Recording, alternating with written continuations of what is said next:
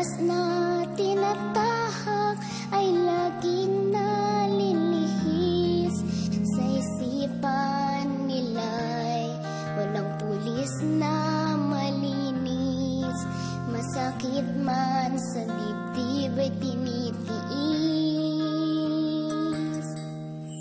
Ang sabi ni Itay, wag kong pansinin. Anumang salita na sa akin ay dumating, basta't siya ay handa sa pagganap sa tungkulin. Buhay ay aalay kung hihingi.